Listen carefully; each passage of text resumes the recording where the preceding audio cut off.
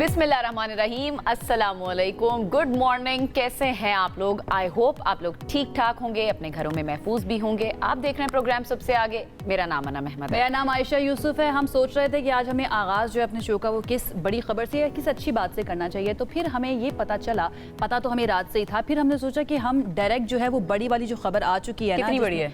बहुत बड़ी है भाई, इंटरनेशनल लेवल की खबर है, ये नेशनल लेवल की खबर नहीं है। पाकिस्तान और सऊदी अरब के दरमियान एक बड़ा दिफाई मुआहिदा हो चुका है और ये कहा गया है कि अगर एक मुल्क के ऊपर कोई भी दुश्मन अटैक करता है तो उसको समझा जाएगा कि वो दोनों मुल्कों के ऊपर अटैक है। It is a very very big news. I know you understand that. मेरे ख्याल से बिल्कुल ऐसा ही है। इसका मतलब ये हुआ कि जब कोई ऐसा खुदा न खासा टाइम आएगा, मुल्क के दिफा की बात आएगी, तो सऊदी अरब अपना दिफा जो है वो करेगा पाकिस्तान के दिफा के साथ। यानी पाकिस्तान को जब जरूरत होगी सऊदी अरब वहां पर होगा, और जब सऊदी अरब की जरूरत होगी यानी हरमैन शरीफैन के तहफ़्फ़ुज़ की बात आएगी तो पाकिस्तान वहां पर हमेशा रहेगा। वज़ीर आज़म शहबाज शरीफ और सऊदी वलीअहद शहजादा मोहम्मद बिन सलमान ने स्ट्रेटेजिक बाहमी दिफाई मुआहिदे पर दस्तखत कर दिए और मुआहिदे की शिकों के तहत किसी भी मुल्क पर बैरूनी हमला, दोनों ममालिक पर हमला तस्वुर होगा। मुआहिदे पर दस्तखत दोनों ममालिक के गहरे दो तरफा ताल्लुकात और फिर सिक्योरिटी ताउन की तौसीक भी करते हैं।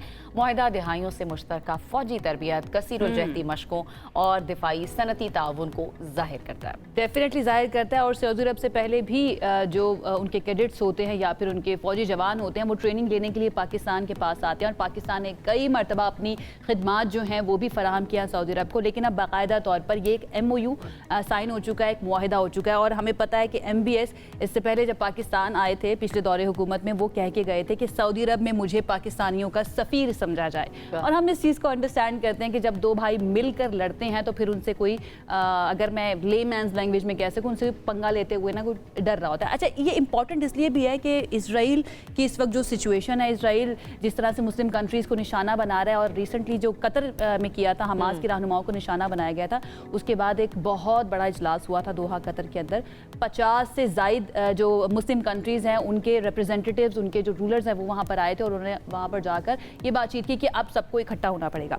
एजाज चौधरी हमारे साथ मौजूद हैं, उनकी तरफ चलते हैं, उनसे बात करते हैं कि वो इस मुआहिदे को किस तरह से देख रहे हैं। एजाज चौधरी साहब, थैंक यू सो मच हमें ज्वाइन करने के लिए। आप बहुत अच्छी तरह से समझते हैं इंटरनेशनल रिलेशंस को, मुख्तलिफ कंट्रीज़ के दरमियान जो ताल्लुकात होते हैं। आप क्या समझते हैं ये दिफाई मुआहिदा पाकिस्तान और सऊदी अरब दोनों मुल्कों के लिए कितनी बड़ी खबर है? बहुत बड़ी खबर है जी। वैसे तो पाकिस्तान और सऊदी अरब के ताल्लुकात हमेशा ही अच्छे रहे, दोनों ने एक दूसरे का हमेशा साथ दिया, लेकिन इस सतह का तावन मैंने तो पहले नहीं देखा था। तो इसके पीछे दोनों मुहर्रकात हैं। एक तो मई 2025 के बाद पाकिस्तान की जो क्रेडिबिलिटी है वो बहुत बड़ी है माशाल्लाह, और दूसरी तरफ कतर पे इसराइली हमले के बाद वहाँ पे भी ये खतरा महसूस हुआ। तो एक विन विन बनी है दोनों के लिए। दोनों की एक जरूरत पड़ी कि भाई अगर एक दूसरे के साथ, इसका मतलब ये होगा कि अगर हिंदुस्तान दोबारा पाकिस्तान पे जारियत करता है तो सऊदी अरब भी पाकिस्तान के साथ खड़ा होगा। और अगर सऊदी अरब पे कोई जारियत होती है, वैसे भी आपको पता है हरमैन शरीफैन के लिए पाकिस्तान के तमाम लोग, हर बच्चा जो है उसके दिफा के लिए जान छिड़कता है। तो इसलिए मैं समझता हूँ कि दोनों सूरतों में मुझे तो ये विन विन नजर आई है। जबरदस्त, ठीक हो गया। अच्छा एजाज साहब, ये कहिएगा, ठीक है, एक तो हमें ये एजाज़ मिला है पाकिस्तान को, हम अब बीइंग पाकिस्तानी, बीइंग मुस्लिम अपने लिए एजाज़ ही समझते हैं। हरमैन शरीफैन का तहफ़्फ़ुज़ अगर हमें ये मिल जाता है, आपको लगता है ये इतना बड़ा जो मुआहिदा है ये अचानक किस तरह से हुआ या ये बिल्ड हो रही थी चीज़ें कुछ अरसे से? मेरे ख्याल में ये जो कतर के ऊपर हमला है इसने कैटलिस्ट का काम किया है, लेकिन ये उससे पहले भी चल रहा था सिलसिला। अगर आपको याद हो तो नेतन्याहू साहब आए दिन वो ग्रेटर इजराइल के नक्शा का हवाला देते हैं, जिसमें आपको पता है कि बहुत सारे अरब ममालिक और सऊदी अरब का भी काफी हिस्सा उन्होंने शामिल किया हुआ है। तो खौफ और खतरा तो था सबको कि भाई एक ऐसा बेलगाम जिसे कहते हैं जानवर बन गया है इसराइल, जिसको कोई किसी किस्म की पासदारी नहीं है। तो ऐसे में उनका ख्याल था कि पहले अमेरिका का सिक्योरिटी अम्ब्रेला है हमारे पास, उनके अड्डे हैं यहाँ पे, वो कुछ करेंगे। लेकिन लगता है कि अमेरिका ने भी इसराइल के आगे बेबस हुआ और कुछ कर नहीं सका। तो चुनाचे उनको यही एहसास हुआ कि अब कोई ऐसा पार्टनर ढूंढा जाए जिसने साबित किया हो कि वो अपना दिफा करना जानता है और शायद हमारे लिए भी कुछ कर सके, तो पाकिस्तान का मेरे ख्याल में नाम उनके सामने आया। और ये सिर्फ इसलिए आया क्योंकि 10 मई 2025 साल में पाकिस्तान ने जो किया वो दुनिया भर ने देखा। हिंदुस्तान जो मर्जी कहे लेकिन दुनिया भर ने देखा। तो उसके बाद से अब इनको एहसास हो, एक सर्कमस्टांशियल एक बनी है सिचुएशन जिसमें ये सब कुछ हुआ। उनको भी जरूरत थी, हमें भी जरूरत थी, क्योंकि हमें भी चाहिए, पार्टनर्स चाहिए। और हिंदुस्तान का वो जो सारा का सारा 25 साल का एक मूव था कि जी पाकिस्तान को हम तनहा करेंगे, वो तो कहीं पीछे रह गया, पहले ही पीछे रह गया था। और अब ये मैं समझता हूँ कि एक अच्छी डेवलपमेंट है, हमें इसकी फिक्र नहीं होनी एजाज साहब, ये कहिएगा, ये प्रैक्टिकली किस तरह से इम्प्लीमेंट होगा? यानी खुदा ना खास्ता किसी एक मुल्क पे ऐसा टाइम आता है तो दूसरे मुल्क की अफवाज वहाँ जाएंगी, जहाज दिए जाएंगे या इक्विपमेंट से हेल्प की जाएगी, ये प्रैक्टिकली मुमकिन किस तरह से होगा? देखिए, मेरा ख्याल है कि इसके ऊपर स्पेकुलेशन दुरुस्त बात नहीं होगी, क्योंकि ये मोडेलिटीज जो हैं ये यकीनन वर्कआउट की जाएंगी दोनों मुल्कों में। अभी तो एक असूली फैसला हुआ है कि जी ये काम होगा, उसके बाद ये बैठेंगे, बैठ के फैसले करेंगे कैसे होगा। वैसे भी आपको पता है कि इन रियासतों में पाकिस्तान ने अपने ट्रेनर्स बहुत अरसे से भेजे हुए हैं, एडवाइजर्स भी हमारे मौजूद है वहाँ पे, तो उस वजह से कोई इतना मुश्किल काम नहीं होना चाहिए। लेकिन उसकी क्या मोडेलिटीज होंगी, मेरा ख्याल में ये हमारे एक्सपर्ट्स को भी करने दें। अभी ये वक्त से पहले हम उसमें वक्त भी लगेगा और फ्रेमवर्क बनाने में भी डेफिनेटली इस पे काम किया जाएगा। अच्छा एजाज चौधरी साहब, ये जो दोहा में इजलास हुआ, 50 से ज़ायद मुस्लिम कंट्रीज जो है वहाँ पर मौजूद थे, एक्सपेक्ट किया जा रहा था कि कोई बड़ी खबर, कोई एक्शनेबल फ्रेमवर्क निकल कर वहाँ से आ सकता है कि अब मुस्लिम कंट्रीज जो हैं वो कहेंगी कि इससे ज़्यादा इसराइल को जो है ना गुंडागर्दी या बुलिंग हम नहीं करने देंगे। लेकिन सिर्फ एक एलामिया आया और उसमें भी ये कहा गया कि अमेरिका को आगे आना चाहिए और इसराइल को रोकना चाहिए। उस पर आपकी क्या राय है? एंड देन ये जो मुआहिदा हुआ है, इसको हम उस दोहा में जो कॉन्फ्रेंस हुई है या जो बहुत बड़ा इवेंट हुआ है जिसमें ये कंट्रीज शामिल थी, उससे अलग ही तस्वुर करें हम? उससे अलग तो बेशक करें, लेकिन यकीनन वो जो मायूसी हुई होगी सारी मुस्लिम अक़वाम को, वो भी इसका मुहर्रक बनी। गोया ये वहाँ पे तो आपको पता है कि इतनी बड़ी तादाद में जब मुल्क इकट्ठे होते हैं तो कोई फैसला करना आसान नहीं होता, क्योंकि कंसेंसस से करते हैं और कोई एक भी आवाज उठे तो इस वजह से कोई भी फैसला नहीं हो सका। मैं भी आपकी तरह ही सब हम मायूस थे कि भाई कोई तो इकदाम किए जाते, कोई सफारतकारी के मैदान में, कोई तजारत के मैदान में कुछ तो इसराइल को पैगाम जाता, लेकिन वो चूंकि नहीं हो सका, इत्तेफाक के राय नहीं बन सका, तो अब जब ये पैगाम गया है तो इससे पता चलता है कि इतनी बड़ी तादाद में फैसले नहीं हो सकते हैं। हाँ, अगर कोई दो मुल्क मिलकर फैसला करते हैं, और ये हो सकता है कि बाकी मुल्क भी इसमें शामिल हो जाएं, बाकी से मुराद गल्फ की दीगर रियासतें, क्योंकि उनका भी पाकिस्तान के साथ काफी गहरा ताल्लुक रहा है। तो अगर वो भी शामिल हो जाती है तो ये एक मिनी लैटरलिज्म का दौर है ना, क्योंकि वर्ल्ड ऑर्डर तो टूट चुका है। अब वो जो अक़वाम मुत्तहिदा तो कोई किरदार अदा कर नहीं सकती है इसके ऊपर, तो चुनाचे तमाम कौमें अब आपस में मिलकर, जिनका भी आपस में इत्तेफाक राय वो करते हैं, तो ये मुझे उसकी शक्ल नजर आती है। और मेरा ख्याल है कि ये गल्फ की दीगर रियासतें भी शायद इससे कुछ सबक सीखना बड़ी इंपॉर्टेंट बात आप कर रहे हैं। बिल्कुल एजाज चौधरी साहब, बहुत शुक्रिया आपका। बड़ी इंपॉर्टेंट बात की है कि अक़वाम मुत्तहिदा जो है वो तो अब कुछ कर नहीं पा रहा है, और लग ऐसा रहा है कि लीग ऑफ नेशंस जैसा ही उसका हाल होता जा रहा है। तो अब कंट्री अपने तौर पर मिलकर ही अपनी हिफाजत के लिए वक्त की ज़रूरत है, ये वक्त की ज़रूरत बन चुकी है। बिल्कुल ऐसे ही। अच्छा, यहाँ पर एक बड़ा इंपॉर्टेंट पॉइंट ये भी आता है ना कि वो 30 से 32 मुल्कों का इत्तेहाद इस्लामी ममालिक का, वो कहाँ गया? उसने अभी तक क्यों कुछ नहीं किया है? और अगर ये नया इत्तेहाद बनता भी है, ये कंट्रीज आती भी है, तो कौन लीड लेगा और इस चीज़ को इंश्योर करेगा कि ये तमाम कंट्रीज जो हैं, ये तमाम फोर्सेज जो हैं इसी तरह से इकट्ठी भी रहें, और अगर कोई अटैक किया जाता है तो उसके ऊपर काम भी किया जाए। सबसे आगे में यहाँ पर वक्त हुआ एक ब्रेक का, हम अभी वापस आ रहे हैं। Stay with us. ब्रेक के बाद आपको कहेंगे खुशामदीद। बड़ी अच्छी अच्छी खबरें हैं आज हमारे पास शेयर करने के लिए। एक तो हमने ब्रेक से पहले जो बात की थी, अब क्रिकेट के हवाले से भी अच्छी खबर यह है कि कल जो पाकिस्तान का यूएई के साथ मैच हुआ है, पाकिस्तान ने यूएई को 41 रन से शिकस्त दे दी है। सुपर 4 मरहले के लिए पाकिस्तान ने क्वालिफाई कर लिया है और 147 रन के हदफ के ताक़ुब में यूएई की टीम 105 रन बनाकर आउट हो गई थी। फिर पाकिस्तानी टीम उसमें 2 तब्दीलियां की गई थी। सुफियान मुकीम, जिन पर काफ़ी तनकीद भी हो रही थी कि ये क्यों है टीम में परफॉर्म नहीं कर पा रहे, फिर फहीम अशरफ, ये दोनों खिलाड़ी जो है इनको रिप्लेस किया गया, हारिस रऊफ को शामिल किया गया, खुशदिल शाह को टीम में शामिल किया गया।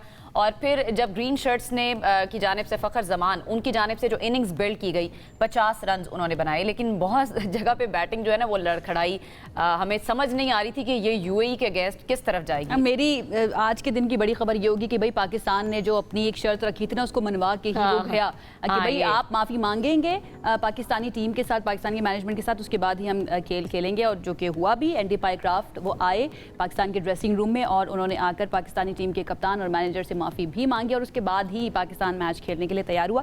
इंटरेस्टिंगली उन्होंने कहा कि ये मिसकम्युनिकेशन की वजह से हुआ था, मैं कहना कुछ और चाहता था, हो कुछ नहीं, और लेकिन उनके खिलाफ इंक्वायरी होनी है अभी। अब इंक्वायरी होगी, डेफिनेटली होनी भी चाहिए और पाकिस्तान को इस मामले को अच्छी तरह से परसू भी करना चाहिए। बट ये एक अच्छी खबर थी, तो इस अच्छी खबर के साथ हम जाते हैं डॉक्टर नुमान नियाज की तरफ, उनसे ज़रा उनकी राय भी लेते हैं कल के मैच के बारे में और जो कुछ है, ये जो एक सियासत या साजिश टाइप हम चीज़ कह सकते हैं खेल के मैदान में हुई है, उनसे जानते हैं इसके बारे में। डॉक्टर साहब, आज तो आप ये नहीं कह सकते हैं कि आज बिल्कुल भी आप जो है ना अच्छा नहीं खेले या फिर ना बुरा हो गया। आज तो अच्छी खबर है, पाकिस्तान ने मनवा ली अपनी बात। नहीं, पाकिस्तान ने मनवा ली अपनी बात, मनवा ली। आपकी नजर में नहीं मनवाई? माफी मांगने का मुतालिबा किया था, उन्होंने माफी मांग ली। Just give me a minute or so. Let's get into the details. What actually happened? जो हैंडशेक है ना, दैट वाज नो ऑफेंस कि अगर उन्होंने नहीं किया, बिकॉज वो किसी भी आईसीसी के कोड ऑफ कंडक्ट में नहीं आता, तो लीगली वो कोई ऑफेंस नहीं था। और Andy Pycroft as a match referee कोई वायलेशन नहीं कर रहा था जब उसने ये कम्युनिकेट किया कि जी आपने हाथ नहीं मिलाना। हाँ, इस पे ये जरूर था कि जो हाथ मिलाना वो स्पिरिट ऑफ द गेम है और वो जो है एक सोशल वैल्यू है और एक कंजेनियलिटी है और स्पोर्ट्स का एक आप कह सकते हो कि टेम्पलेट है। लेकिन उसको ये नहीं करना चाहिए था बिकॉज वो एक न्यूट्रल पोजीशन में था और ये एक्चुअली इंडियन मैनेजमेंट को कन्वे करना चाहिए था पाकिस्तानी मैनेजमेंट को, अगर उनको ये भाम थे कि उन्होंने हाथ नहीं मिलाने। सो एक तो ये चीज है। और जब आपके कप्तान को टॉस में पता लग गया था तो उसके बाद जब मैच खत्म हुआ तो ये जब सूर्य कुमार यादव और शिवम दुबे जब जा रहे थे तो हम लोगों ने क्यों वेट किया हाथ मिलाने का? We should not have. अच्छा, इस पे आपको बजाय विवेला मचाने के और फोकस करने के, जो डिजास्टर किया है इंडिया ने, जो कि ना सिर्फ पाकिस्तान का तो कुछ नहीं बिगड़ेगा लेकिन इंटरनेशनल क्रिकेट को जो तबाह करने की कोशिश की है उन्होंने, वो बीजेपी का प्लेटफॉर्म बनाया उनके कप्तान सूर्य कुमार यादव ने, and that was post match interview में। और अनफॉर्चुनेटली उनका तो वैसे ही जो नैरेटिव है वो पिटा हुआ है, वो प्रूव तो कर नहीं कभी भी सके थे पहलगाम वगैरह। फिर 10th मई की ह्यूमिलिएशन के बाद जो एक उनके साथ हुआ एनालिसिस और ग्लोबल स्टेज पे, वो यहाँ पे बात करना, क्रिकेट को पॉलिटिक्स को क्रिकेट में लाना और डॉक्टर साहब, हम उनकी बात करते हैं, लेकिन पाकिस्तान देखिए एंडी पाइक्राफ्ट ने गलत किया, माफी मांगी तो माफी क्यों? अगर वो लीगली ठीक नहीं था, माफी भी तो मांगी ना कि पाकिस्तान ने स्टैंड लिया। माफी नहीं मांगी उसने, कोई माफी नहीं मांगी। उसने कहा है कि आई रिग्रेट द मिसकम्युनिकेशन। उसने कोई रिटर्न अपॉलॉजी नहीं दी। वही मैच रेफरी रहा कल के मैच में भी। आपने कहा था उसको हटाएं। लेकिन आपको नहीं लगता कि चेयरमैन पीसीबी जो हमारे वजीर दाखिला भी हैं, हम तो उनकी बात मानेंगे क्योंकि पीसीबी की तरफ से ये स्टांस आया कि माफी मांगी गई है। और दूसरा ये डॉक्टर साहब, ये भी साथ में, और जिस तरह आप कह रहे हैं आप शायद सेटिस्फाइड नहीं है इस मामले को जिस तरह से सॉल्व किया गया है। कल चेयरमैन पीसीबी मोहसिन नकवी ने साबिक चेयरमैन के साथ मुलाकात भी की। आपको लगता नहीं है कि बेहतर तरीके से मामले को हल किया गया और यही सही तरीका था इसको सॉर्ट करने का? आप पहले मेरी बात सुन लें, फिर उसके बाद आप जजमेंट दे दीजिएगा। जो जहां पे आपको इंडिया को लेटाना चाहिए था देयर एंड देन, वो क्लॉजेस की वायलेशन थी 2.1.1, 2.1.2 और 2.4 क्लोथिंग का जो डिस्प्ले है, जहां पे उसने पॉलिटिक्स की सूर्य कुमार ने। इसके लिए उसको परमिशन लेनी थी अपने क्रिकेट बोर्ड की। अगर उसने ले भी ली, फिर परमिशन लेनी थी आईसीसी की। अगर आईसीसी ने परमिशन दी तो किस हैसियत से दी पॉलिटिक्स को लाने के लिए और गेम को खराब करने के लिए? क्योंकि बड़ा क्लॉज में बड़ा क्लियर लिखा है कि आप एटमॉस्फेयर को खराब नहीं कर सकते मैच की, आप डीमीन नहीं कर सकते, डिसरिस्पेक्ट नहीं कर सकते sentiment of the opposition and opposition. ये था वो पॉइंट जहां पे ये वो पॉइंट था जिसको उठाना चाहिए था। ठीक है डॉक्टर साहब, हमारे पास अब चूंकि वक्त भी कम है, मैं चाह रही हूँ कि मैच पे भी हम थोड़ा सा डिस्कस कर लें। कल जो मैच हुआ है यूएई इससे पहले अगर मैं डॉक्टर साहब, आपकी राय में क्या बेहतर तरीका हो सकता था? पाकिस्तान का स्टांस फिर इसके अलावा क्या होना चाहिए था? नहीं, आपके पास कोई ऑप्शन नहीं थे, यू जंप द गन, आप बायकॉट भी नहीं कर सकते थे। वो भी ये जो आईसीसी का आर्टिकल ऑफ एसोसिएशन है उसके मुताबिक आपको इतनी सारी मुसीबत पड़ती, रिपोर्केशंस होती और लॉसेस होते। तो eight the end of the day मुझे जो अभी है ये हो गया, सेटल हो गया, fine, well done Mohsin Naqvi कि at least you had the saving grace. But at the end of the day अभी आपका इंडिया से अगला मैच है, 18 घंटे में आपने रिएक्ट करना था, आपने नहीं किया तो वो टाइम बार हो गया। अभी अगर वो दोबारा रिपीट कर देते हैं, आई होप कि आप लोग तैयार होंगे and this time you will take ICC for a ride, क्योंकि इंडिया को कोई राइट नहीं है, वो जितनी मर्जी बड़े फाइनेंशियल पावर्स हों, लेकिन वो क्रिकेट को ओन नहीं करते। वर्ल्ड क्रिकेट को होश में नाखून लेने होंगे। अभी इंडिया पाकिस्तान के मैच से पहले इंडिया का ओमान के साथ भी एक मैच है, मैं चाह रही हूँ इस पे भी थोड़ी सी हम बात करें। ओमान में बहुत सारे प्लेयर्स हैं जो कि पाकिस्तानी हैं, तो फिर क्या इंडिया की जो टीम है वो उन प्लेयर्स के साथ भी शेक हैंड नहीं करेगी? नहीं, देखें, बात सुने, ये सिर्फ उनका बोगस पाकिस्तान के अगेंस्ट था, और क्योंकि उनकी आपने बहुत उनको हिम्मत उठाना पड़ी है। They have been thrown out of the global stage. Pakistan की मिलिट्री ने और आप लोगों ने, आर्म फोर्सेस ने जिस तरह उनको 10 मई के बाद मजा चखाया है, not only militarily but globally, तो वो तो they have no feet to stand. बिल्कुल, अनफॉर्चुनेटली वो इसीलिए तो उन्होंने ये हरकत करने की कोशिश की है, क्योंकि दे नो कि हिस्टोरिकली फॉलो होती है क्रिकेट। बस वो जो खिफत है ना, वो मिटाने के लिए उनको कुछ और चीज नहीं मिली, तो यहाँ ग्राउंड में आके कर रहे हैं। डॉक्टर साहब, मैच पे आ जाते हैं, जरा मैच पे आ जाते हैं। कल पाकिस्तान ने यूएई को हरा तो दिया, लेकिन बड़े ऐसे मौके आए, हमें लगा कि शायद पाकिस्तान अब भी बाहर होगा, क्योंकि शुरू में 2 विकेट्स अर्ली ऑन जो हमारी गिरी हैं, उसके बाद जिस तरह से यूएई ने अपनी बैटिंग जिस तरह शुरू की है और एक अच्छा शुरू में आगाज उन्होंने किया, लेकिन ठीक है, उनकी बाद में विकेट्स गिर गई। 9 खिलाड़ी आपके यूएई की बॉलिंग अटैक आउट कर देता है। कैसे देख रहे हैं आप कल की इनिंग्स को? देखें, आपको एक चीज का क्रेडिट भी देना है। देखें, आप बहुत ज्यादा एक्सपेक्ट कर रहे हैं इस पाकिस्तान टीम से, इनका इतना ही स्किल सेट है, लेकिन जो कल का मैच था ना, वहां पे एक तो आपने फिर सिलेक्शन गलत की। खुशदिल शाह की सिलेक्शन नहीं बनती थी, जहां पे आपको फहीम को खिलाना चाहिए था आपने नहीं खिलाया, फिर आपको हसन को लाना चाहिए था, आप नहीं लाए, वो दैट्स सेपरेट। आप जो बैटिंग की बात कर रही हैं, क्योंकि आपके हर प्लेयर डिस्प्लेस हुआ हुआ है, तो सलमान आगा, और सलमान आगा कहीं और दुनिया में T20 में परफॉर्म ना करे या ना करे, यहाँ पे उसके लिए ये स्टेज सेट था, उसकी गेम को सूट करता था, जो कि वो भी डिलीवर नहीं कर सका। साइम अयूब ने एक्स्ट्रा ऑर्डिनरी बॉलिंग कर दी, एंड वो ये फ्लूक नहीं है, वो करता आ रहा है। और दूसरा आपने गीले गेंद से किया, क्योंकि यूएई के पास एक ही मौका था कि वो टॉस जीत के पाकिस्तान को पहले खिलाते और चेस करते, क्योंकि उसके अलावा उनके पास कोई मौका नहीं था। जहां पे शहनशाह अफरीदी ने अगेन डिलीवर कर दिया और 140 टोटल हो गया था, वो that was too much for UAE to chase. Is it time कि साइम को थोड़ा सा रेस्ट देना चाहिए? क्योंकि नहीं, क्योंकि मतलब फिर वो 0 पर आउट हुए। वो बॉलिंग में तो कर रहे हैं परफॉर्म, लेकिन हमें उनकी बैटिंग में जरूरत है ना। ओपनिंग स्टैंड वो 0 पर तीसरी दफा लगातार आउट हो रहे हैं। वो आपकी बात सही है, उसको कहीं नंबर नीचे पे एडजस्ट करते हैं, पर जिस किस्म की वो बॉलिंग कर रहा है, he can be your match winner and Trump card. Unfortunately उसका जो बैटिंग का प्रॉब्लम आ रहा है वो एटीट्यूड का है, उसकी वजह से सब ज्यादा भी कॉम्प्रोमाइज होता है, फिर प्रेशर नीचे भी आ जाता है। फिर आपने हसन नवाज को डिस्प्लेस किया हुआ है। सो आई पर्सनली फील कि सैम के साथ बात करनी है, उसमें पोटेंशियल भी है, टैलेंट भी है, वो आपका ब्राइटेस्ट प्रॉस्पेक्ट भी है। उसके एटीट्यूड को सीधा करें, फोकस कराएं, उसको कहें stop taking your position for granted. अच्छा, एक और प्लेयर शाहीन शाह अफरीदी, क्या उनको अब से हम ऑलराउंडर के तौर पर देखना शुरू कर दें, क्योंकि वो बैक टू बैक बैटिंग में बड़ा अच्छा परफॉर्म करे? कल तो उन्होंने 2 विकेटें भी ली है। खैर नहीं, नॉट ओनली के वो बैटिंग में परफॉर्म कर रहा है, अगेन उसका जो एटीट्यूड है और टाइमली जो डिलीवर कर रहा है, जो सीनियर प्रो से एक एक्सपेक्टेशन होती है, तो I personally feel he is the only player who is standing up in adversity and helping Pakistan out. ठीक है। अच्छा डॉक्टर साहब, अब इससे पहले कि मैं ख़त्म करूं, लास्ट आपसे सवाल करूं, आप बताएं, आपने नाश्ता कर लिया, कॉफ़ी वगैरह पी लिया? क्योंकि आज आप बड़े गुस्से में जो है ना आपने आगाज किया। आप मेरी बात नहीं समझे, because you were not satisfied. हमने बड़ी ना एक्साइटमेंट के साथ शुरू किया, पाकिस्तान ने देखिए अपनी बात मनवा ली, but you are not excited. मैं इसलिए एक्साइटेड नहीं हूँ, बात एक तो आपने मनवाई नहीं, दूसरा nothing against PCB, I wanted कि आप उनको रगड़ के रख देते, आपके पास इतना जबरदस्त स्टेज था।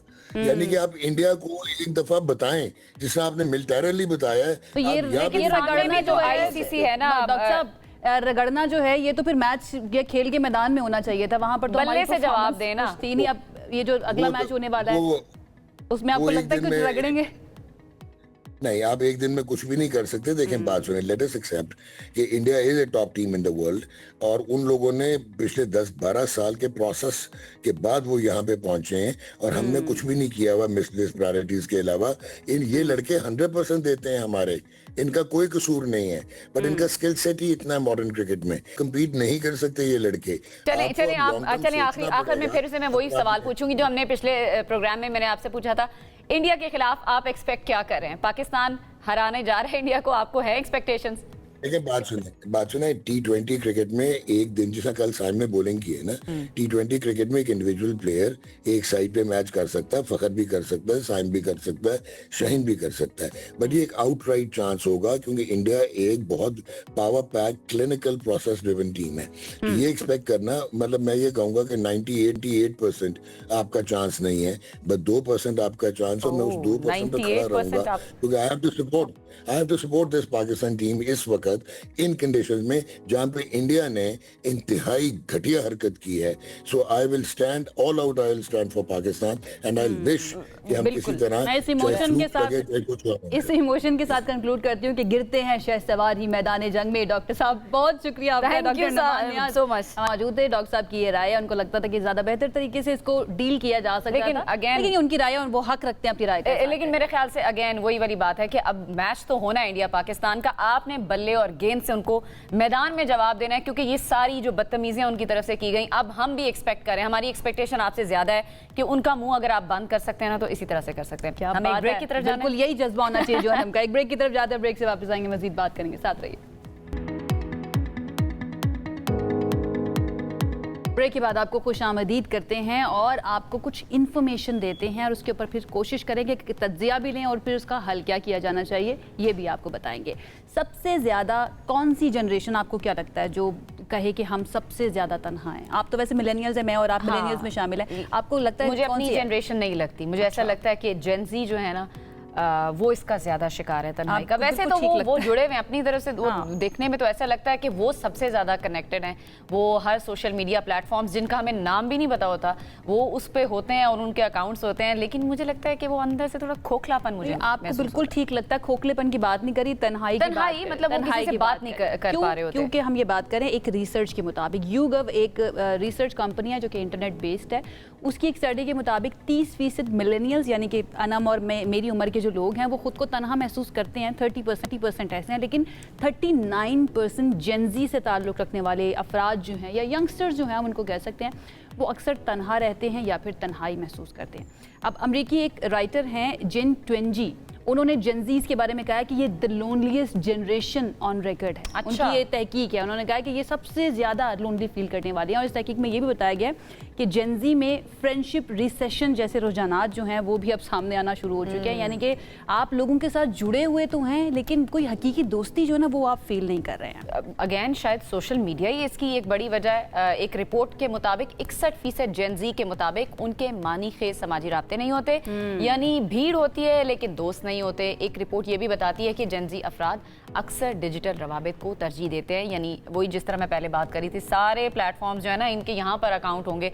इसी सारी सूरत हाल पर बात कर लेते हैं कि ये ऐसा क्यों है, उस किस जनरेशन में तन्हाई का जो एहसास है वो ज़्यादा होता है। हम तो आपस में बात कर ही रहे हैं, लेकिन हम चाहते हैं कि कोई एक्सपर्ट का ओपिनियन भी हमारे सामने आ जाए। काफ़ी हद तक एक्सपर्ट बन गए, लेकिन हमारे ऊपर वाले एक्सपर्ट को हम लेकर आते हैं। हमारे साथ इस वक्त मौजूद हैं। अगर हम जेनजी की टर्म को यंगस्टर की करें ना, तो इनके बारे में हमेशा मेरे दिल में ये ख्याल आता है, जो हमारी आज की मेहमान है, कि ये जेनजीएस्ट ऑफ द जेनजी है, क्योंकि इनकी एनर्जी जो है, इनकी स्पिरिट जो है वो बड़ी कमाल की है। शीरी नकवी साहिबा हमारे साथ मौजूद हैं, उनकी तरफ चलते हैं और उनसे जानते हैं कि भाई क्यों हमारे दोस्त जो हैं ना वो वक्त गुजरने के साथ साथ बनी नो इंसान की मैं बात करी, क्यों कम होते जा रहे हैं, श्रिंक हो गए हैं, क्यों जो है ना हमारे ताल्लुकात श्रिंक होते जा रहे हैं। आप थैंक यू सो मच हमें ज्वाइन करने के लिए। Always glad to have you on the show. बड़ी पॉजिटिव किस्म की एनर्जी आप लेकर आती हैं।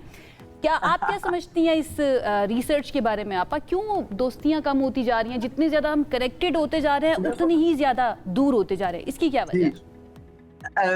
देखें, रिसर्च बता रही है बिल्कुल ठीक, वो स्टीरियोटाइप नहीं करना चाहिए। जेनजीज के साथ जितना मैंने काम किया है, देख कमाल के हैं, कमाल के बच्चे ही कहूंगी मैं तो, क्योंकि मेरे बच्चे भी आप जैसे मिलेनियल्स हैं तो उससे भी छोटे हैं। मैनेज करने की बात है। हम लोगों को क्योंकि हम उनको एक डब्बे में डाल देते हैं, उनको स्टीरियोटाइप करते हैं, तो हम उनको मैनेज नहीं कर पाते। उनकी जहनियत का इस्तेमाल करना, उनकी सेविनेस, टेक्नोलॉजी की सेविनेस जो है उसको इस्तेमाल करना, उनके, आप बिल्कुल सही कह रहे हैं, ऊपर से लगते हैं कि तन्हा हैं, मीनिंगफुलनेस कम है, पुरमानी जिंदगी नहीं गुजारते, लेकिन उनको डायरेक्शन दूसरी किस्म की देनी है। मिलेनियल्स का फर्क था, वो मान जाते थे, ये जरा कहते हैं मुझे और दो, मुझे और रैशनल दो। They are more rational beings than emotional. Emotionally hit तो होता है जिंदगी, अब इमोशन के बगैर तो नहीं गुजार सकते, लेकिन जब आप इनको एक आइडेंटिटी देते हैं, एक पर्पस देते हैं, they are very very highly socially driven. इनको आप एक सोशल मकसद दे दें, ये पै जाते हैं और छोड़ते नहीं है, ऐसे चिमड़ जाते हैं ना उस ख्याल को। तो इंसान के लिए जो इनके रिश्ते हैं बिल्कुल ठीक है, क्योंकि ये जिंदगी क्या है, ये वाली, ये सारा वक्त बस ये करते रहते हैं, और दो वीडियोस, तीन वीडियोस इकट्ठी देखते हैं, डबल ट्रिपल स्पीड पे, मतलब जो कि और दो शीरियां पर फोन रखे होते हैं, एक पे चल रही है, दूसरे पे कोई और चीज चल रही है। मैंने तो ये भी देखा है कि एक सेकंड के लिए बोरियत नहीं होनी चाहिए। बल्कि अब रिलेशनशिप्स का भी एक बीच में सिचुएशनल शिप कहलाती है वो, कि अभी आपने किसी के साथ रिश्ता नहीं जोड़ा और अभी आप एक तरफ हैं और सोच रहे हैं कि मैं रिश्ता जोड़ूं या ना, उसको कहते हैं सिचुएशनल शिप। इस तरह की बहुत सी टर्मिनोलॉजीज इनकी जिंदगियों में निकल रहे हैं। हमें इसका एहतराम करना है, हमें इसको समझना है। जिन माँ बाप के बच्चे जेन ज़ी में हैं, प्लीज सुने, उनसे सवाल करें, तुम्हारे दिल में क्या उलझन है, तुम इस मौजू के बारे में, इस उलझन, इस कॉन्फ्लिक्ट के बारे में क्या समझ रही हो, बहुत अच्छी बात कर रही हैं आप। अच्छा, मेरा जो सवाल है ना वो भी इसी से रिलेटेड, और बड़े दिल से मैं ये सवाल कर रही हूँ। मैंने पहले नहीं सोचा था, अभी आपसे बात करते हुए मेरे जहन में आया कि हम जब अपनी बात करते हैं या अपने से पहले वाली जनरेशन की बात करते हैं, तो हम सीखने के लिए उस्ताद यानी एक इंसान ढूंढा करते थे, हम उसको देखा करते थे या उससे इंस्पिरेशन लिया करते थे। आजकल की हमारी जो जनरेशन है, जो जेनजी है, उनके पास बहुत इन्फॉर्मेशन है, टेक्नोलॉजी में बहुत ज़्यादा सेवी हैं वो, आप बिल्कुल ठीक बात कर रही हैं, लेकिन वो सीखने के लिए मुझे बड़ा कम नज़र आता है कि वो किसी इंसान को तलाश करें। सब कुछ वो यूट्यूब से सीख लेंगे, आर्टिफिशियल इंटेलिजेंस से सीख लेंगे। तो इस चीज़ ने भी क्या ये ह्यूमन टू ह्यूमन कनेक्शन कम किया, और इसी वजह से वो स्ट्रगल कर रहे हैं दोस्तियां बनाने में, और उनको समझ नहीं आ रही कि दोस्ती कैसे बनानी है? दोस्ती बना लेते हैं ये लोग हॉबीज और इंटरेस्ट्स के अराउंड। देखें, माँ बाप क्या कहते हैं कि हमारे लिए जो जरूरी समझा जाता है कि इन्होंने जमाने में कमाना है, जिंदगी गुजारनी है, इनके शौक भी वैसे होने चाहिए, इनकी कमाई वैसे हो, इनकी तनख्वाह, इनकी नौकरी, वो ही स्टेटस, मनी और सिक्योरिटी को देख रहे होते हैं, SMS को, राइट? लेकिन इनको और चाहिए। अब आप देखिए कि अगर मैंने एक टीम बनाई जेन ज़ीज़ की और उनको एक बहुत बड़ा प्रोजेक्ट दे दिया, उसमें एक बहुत इंतहाई गहरा मीनिंगफुल सोशल कॉज था, ठीक है? हम लोग चले गए जब फ्लड्स के बारे में हेल्प करने के लिए। अब वहां जब उन्होंने अपने को खोला, क्योंकि ये ऐसे शेल में बंद होते हैं ना, बैठ के एक जगह, जब इन्होंने अपने को खोला और इन्होंने अपनी एनर्जी इस्तेमाल की, तो वहां पर जो रिजल्ट्स आए, इन्होंने 2 दिन में स्कूल लगा दिया छोटे बच्चों के लिए, तख्ते, मतलब कॉपियां, पेंसिलें, ड्राइंग, गेम्स, आप समझ नहीं सकते कैसे खिले। और इतना रोते थे ना ये लोग, हम लोगों ने इनको तन्हा कर दिया है जमाने के शेल में, यानी कि एक वो जो ढांचा होता है ना, सांचा, उसमें कूट के डाल रहे हैं अपनी सोच से, अपनी समझ से नहीं। उनके दिल में उतर के उनके शौक का पूछे वो, और पता भी नहीं है, कई लोग इनको पता भी नहीं है, क्योंकि माँ बाप हॉबीज होने भी नहीं देते। मैं देखती हूँ छोटे बच्चे काट पीट करके क्राफ्ट बना रहे होते हैं, आर्ट्स एंड क्राफ्ट, माँ बाप कहते हैं की गंद खिला रहा है। सही बात है, हॉबी भी नहीं होने देते वो ठीक है, ठीक है। आपके पास हम दोबारा भी आएंगे। हमारे साथ एक लाइव कॉलर कराची से ज्वाइन कर रहे हैं, मोहम्मद अली। मोहम्मद अली, वेलकम करेंगे शो में। बताएं कि कोई सवाल करेंगे? जी शुक्रिया। एक तो बहुत अहम और इंटरेस्टिंग टॉपिक पर आज आप लोग बात कर रहे हैं। मैं सिर्फ ये कहना चाहूँगा कि देखें, हम इस वक्त चैलेंजेस और बढ़ गए हैं, और साथ साथ चैलेंजेस बड़े भी हैं और चैलेंजेस कम भी होते जा रहे हैं। एक चैलेंज ऐसे कम हुआ है कि जो आजकल सोसाइटी में हैरेसमेंट और अब्यूज है, उसको जेन ज़ी बहुत अच्छे तरीके से समझ रहे हैं, ठीक है? तो उसको बहुत अच्छे तरीके से समझ भी रहे हैं, उसको टैकल भी कर रहे हैं। और ये जो आइसोलेशन में जाने की बात है कि वो दोस्त नहीं बनाते हैं, वो अकेले रहना पसंद करते हैं, तो उसकी वजह ये भी है कि वो बहुत अनसिक्योर भी फील करते हैं और वो अपनी सिक्योरिटी को भी ज्यादा देख रहे होते हैं। तो ये मैं समझता हूँ कि ये बड़ा चैलेंज था ग्लोबल कि हम हैरेसमेंट को और अब्यूज को और कैसे टैकल करें ना। और ज्यादातर शहर में रहने वालों के लिए तो बहुत बड़ा चैलेंज है, क्योंकि शहर में रहने वाले लोग जो हैं, पेरेंट्स जो हैं, वो अपने बच्चों पे कर्फ्यू भी नहीं लगा सकते और उनको जिद्दत और जदीद तकाजों से दूर भी नहीं रख सकते। ये बड़ा चैलेंज होता है। आप कह रहे हैं कि वो वोकल भी हैं, आवाज भी बुलंद करते हैं, हैरेसमेंट और के बारे में भी वो उनको ज्यादा अवेयरनेस है। अब आप देखें ना, मैं देखें ना, शहर में रहते हुए मैं अपने बच्चे को नहीं कह सकता तुम टैब इस्तेमाल ना करो, तुम मोबाइल राइट। आपका पॉइंट आ गया मोहम्मद अली, आपका पॉइंट आ गया। शीरी आपने ये कॉलर की बात सुनी, वो ये कह रहे हैं कि जेनजीज ज्यादा अवेयर भी हैं लेकिन साथ ही साथ वो इनसिक्योर भी ज्यादा है। इस पॉइंट को आप किस तरह से देख रही हैं? इनसिक्योरिटी होती है लैक ऑफ ट्रस्ट से। ट्रस्ट शुरू होता है बच्चे के पहले 2 साल में, 0 to 2 years से बच्चा ट्रस्ट सीखता है, क्योंकि बच्चा एज ए स्पिरिचुअल बीइंग, वो सिर्फ रूहानी होता है और रूहानी में उसको ट्रस्ट, फेथ, कॉन्फिडेंस, ईमान उस वक्त उसमें फूका जाता है।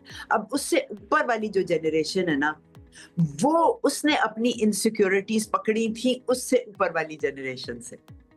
ये तीसरी जनरेशन में इनसिक्योरिटी आई है।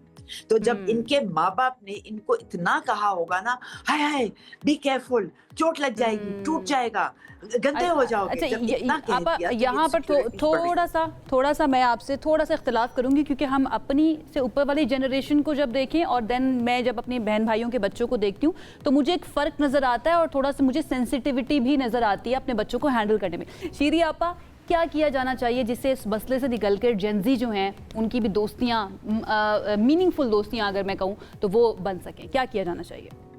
बिल्कुल। अच्छा, मैं तो एक फैसिलिटेटर और मेंटोर के हवाले से बात कर सकती हूँ दोस्तियों में भी, कि 3 चीजें करें आप। Number 1, give them a chance, मौका तो दें, ट्रस्ट करें।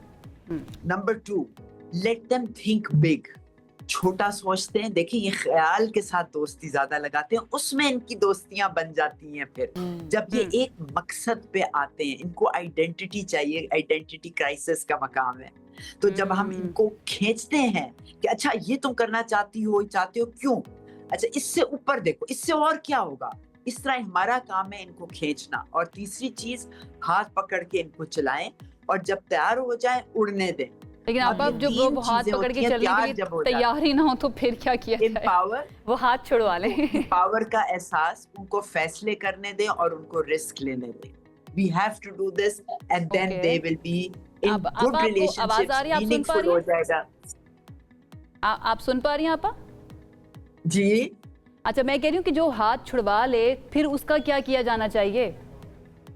अब कोई बात नहीं, फिर वापस खींच के लाएं, क्योंकि बहुत गहराई हर एक में होती हैं। काउंसलिंग तो हर एक को चाहिए होती है। आपके साथ नहीं हुआ कभी कि हाथ छूट गया, फिर आप चले जाएं, वहां रहना है। आप आना है मेरे पास, आई एम हियर, आओ ना आओ, आई एम अवेलेबल। बस ये स्टांस लेना है एडल्ट ने, दिमाग खोल के, बगैर जजमेंट के।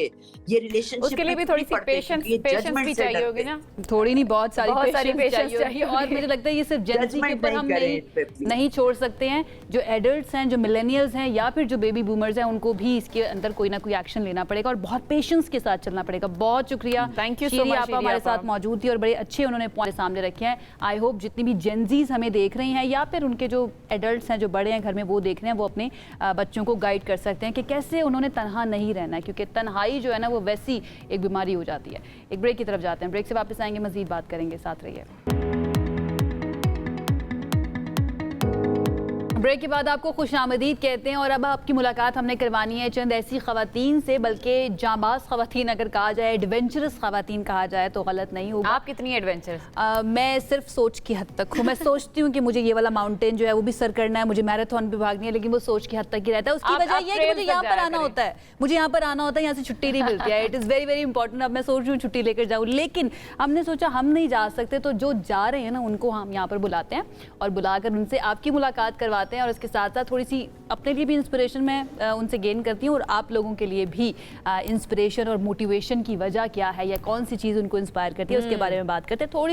थोड़ा सा बैकग्राउंड बताते हैं, दैन उनकी तरफ चलेंगे और उनसे मुलाकात करेंगे। पाकिस्तान के मुख्तलिफ इलाकों से ताल्लुक़ रखने वाली ख़वातीन कोह पैमा जो हैं उन पर मुश्तमिल एक टीम ने गिलगित बल्तिस्तान की 5400 मीटर बुलंद बरीला चोटी सर करके तारीख रकम कर दी। बिल्कुल, ख़वातीन को पैमाओं पर मुश्तमिल ये तारीखी मुहिम अल्पाइन क्लब ऑफ पाकिस्तान की गोल्डन जुबली के मौके पर मुनाकिद की गई, जिसमें चारों सूबों गिलगित बल्तिस्तान, आज़ाद कश्मीर, इस्लामाबाद से ख़वातीन को पैमा शामिल थीं और टीम की जो क़यादत है गिलगित बल्तिस्तान की बीबी अफजोन ने की, जबकि टीम इस्लामाबाद से सहाफ़ी मोना खान, आमना शब्बीर, खैबर पख्तूनख्वा से मारिया बंगश, गिलगित बल्तिस्तान से ताल्लुक़ रखने वाली ज़ेबा बतूल, पंजाब से बिस्मा हसन और इकरा जेलानी। इसके अलावा बलूचिस्तान के भी नाम जो हैं वो शामिल थे इसमें। बलूचिस्तान से लारे बतूल, सिंध से मदीहा सैयद, मारिया खान बंगश और इस्लामाबाद से शहरीन खान इसमें शामिल। टोटल 10 ख़वातीन थी जो यहाँ पर गई थी और अब मुझे ये सोचकर हो रहा है कि मैं क्यों नहीं गई, मुझे भी जाना चाहिए था, लेकिन अब इंतजार करेंगे नेक्स्ट जो है ना वो कब होगा और उसके लिए क्या किया जा सकता है। आपकी मुलाकात करवाते जनाब इन ख़वातीन से जो इस वक्त हमारे स्टूडियोज़ के अंदर मौजूद हैं और आप देख भी सकते हैं अगर कैमरा इनको कट करके दिखाए, ये सारी ख़वातीन हमारे साथ हैं। हमारे साथ मोना खान मौजूद हैं और मोना के बारे में ये बताऊँ कि मेरा बड़ा पुराना इनसे ताल्लुक़ है, हमने एक बहुत लंबा ट्रैवल एक साथ किया था तकरीबन 10 साल पहले। अस्सलाम वालेकुम एंड वेलकम। उनके साथ बैठी हुई हैं डॉक्टर शहरीन एंड देन उनके साथ हैं ज़ेबा बतूल, फिर आमना शबीर उनके साथ हैं, लारे बतूल उनके साथ हैं और मारिया बंगश भी साथ है। आप सबको बहुत बहुत वेलकम। सबसे पहले कैसा आप लोगों का एक्सपीरियंस रहा Mona, how was it? Well journalism से पहाड़ों का सफ़र, वो मेरे लिए हर कोई मेरे से यही सवाल करता है कि मोना यहाँ से वहाँ कैसे चली गई। तो बस एक शौक था, मागला के पहाड़ों से फिर सफ़र कर लिया कराकोरम रीजन पे, तो but it was great experience. वहाँ पर भी जाके ड्यूटी तो नहीं लगी? अच्छा जा रही हो तो कोई रिपोर्ट ही बना के ले आओ। ऑफिस में ये होता है, उन्होंने कहा था ठीक है आप जाएं खुले दिल से, बट ये है कि फिर आपने स्टोरीज भी करनी है वहाँ से, so then I did 2 stories. फिर आप छुट्टी भी तो नहीं थी ना? एंजॉय भी कर रही थी कि हम काम को एंजॉय भी करते हैं, काम भी करते हैं। बिल्कुल ऐसे। अच्छा डॉक्टर शहरीन, आपको तो आपकी तो पेशे की ज़रूरत तो नहीं पड़ी खुदा ना खास्ता, वहाँ पर आप डॉक्टर हैं? नहीं, ज़रूरत पड़ी भी और अल्लाह का शुक्र है कि मेरा पहला K2 बेस कैंप का एक एक्सपीडिशन जा चुका था। उसमें मैंने थोड़ा सा एक्सपीरियंस गेन कर लिया था, हाई एल्टीट्यूड सिकनेस से रिलेटेड पेशेंट्स को कैसे केयर करना है सब कुछ, तो इसमें मुझे वो काफ़ी फ़ायदा दिया। Other than high altitude sickness वैसे भी कुछ बीमार हुए तो उनको टाइमली चीज़ें दे दी और वो क्लाइमेटाइज करना वो भी बड़ा ज़रूरी होता है ना। आप अचानक से एक दूसरे टेम्परेचर से अचानक से इतने सख्त टेम्परेचर में चले जाएं, उसके लिए फिर क्या किया ज़ेबा, आप अगर बताना चाहें? हम लोग ने सबसे पहले जाके बेस कैंप हमने सेट किया था जुसाई में ही। वहाँ पर हम लोग 2 नाइट्स हमने वहीं पे पहले स्टे किया है। 3rd डे फिर हमने जाके एक्लिमेटाइज के बाद प्रॉपरली क्लाइंब किया है। तो यकीनन टाइम चाहिए होता है किसी भी पीक को सर करने से पहले एक्लिमेटाइज करना। डर नहीं लगा वैसे? नहीं, मैं एक्चुअली 3 साल से पहले ही इस फील्ड में मौजूद हूँ एज आ रॉक क्लाइंबिंग इंस्ट्रक्टर के तौर पर, तो मैं काफ़ी ट्रैक्स पहले भी कर चुकी हूँ। तो आप में से पहली मरतबा कौन गया था ट्रैक करने के लिए? आप गई थी, आपको तो डर नहीं लगा जाते हो? पीक समिट चलें। आमना, आपका एक्सपीरियंस कैसा रहा? मेरा एक्सपीरियंस बहुत अच्छा भी था, एडवेंचरस भी था और मुश्किल भी था। माइक है अगर यहाँ पर आप लोगों के पास, तो इसमें प्लीज़ बात करिएगा। थोड़ा सा मुश्किल भी था क्योंकि मेरा वहाँ पे जस्ट एक्सपीडिशन नहीं था, मेरा वहाँ पे डॉक्यूमेंट्री और कवरेज का भी काम था। तो जितनी भी इंशाल्लाह भी डॉक्यूमेंट्री इसकी आएगी तो वो जितनी भी कवरेज उसकी होगी वो मैंने की होगी। So I am the first female drone pilot of Pakistan actually. So वहाँ पे मैंने ड्रोन भी फ्लाई किया था और साथ में कैमरा भी था और चीज़ें भी थी, वो सब हैंडल कर रही थी साथ साथ। ज़बरदस्त। वैसे तो अपने आप को संभालना मुश्किल हो जाता है इतनी पीक पे जाके, आप साथ साथ कैमरा भी देख रही थी, संभाल रही थी। लारे, आपका कैसा एक्सपीरियंस रहा? कैसे सोचा कि मैंने पहाड़ों में जाना है और चोटी को सर करना है? अच्छा, क्योंकि मैं कोयटा बलूचिस्तान से हूँ तो हम तो है ही पहाड़ी लड़कियाँ, मजबूत ही होती है, तो मेरे लिए बहुत अच्छा एक्सपीरियंस था क्योंकि माशाल्लाह ये सारी जो है वो एक्सपर्ट एक्सपीरियंस है, इनसे बहुत कुछ सीखने को मिला। मुझे जब ये अपॉर्चुनिटी मिली तो डेफिनेटली मैंने तो छोड़ना नहीं था, मैंने अच्छे से अवेल किया, but it was a very good experience. तो अच्छा, आप लोगों ने खुद से अप्लाई किया था या फिर आप लोगों को सेलेक्ट किया गया था इस ये बेसिकली सेलेक्ट किया गया था, बट उसके क्राइटेरियाज थे, उनके बेसिस के ऊपर सेलेक्ट किया गया था। ठीक है। अच्छा मारिया, आपका एक्सपीरियंस आप बताइए किस तरह से रहा एंड क्या फीलिंग्स थी ऊपर जाते हुए? 4 से 5 दिन तकरीबन लगे थे आपको, बीच में ये तो नहीं आया कि बस हिम्मत टूट रही है, थक गई हूँ, इससे ऊपर नहीं जाया जा रहा? जी अस्सलाम वालेकुम। मेरा ताल्लुक़ कोहाट KPK से है और सबसे पहले तो मुझे इस बात की बहुत खुशी थी कि आई वाज रिप्रेजेंटिंग KPK। और जिस तरह आपने बात की, ज़ेबा ने भी बताया कि हमने 2 नाइट पहले स्टे किया, एक्लिमेटाइज़ किया ख़ुद को पहले 4000 पे, उसके बाद 2 दिन के बाद जब हम एक्लेमेटाइज हो गए, उससे पहले हमने 1-2 ट्रैक्स नज़दीक के लेक्स के हमने किए ताकि हम वार्म अप भी करें, ख़ुद को टेस्ट भी करें और ख़ुद को रेडी भी करें मेंटली भी और फिज़िकली भी। फिर जिस दिन हमने क्लाइंब किया तो हम सब का हौसला बहुत बुलंद था और ये सारी वेमेन को मैं इस बात पे सराहना भी चाहूँगी कि सब ने एक दूसरे को अपलिफ्ट किया।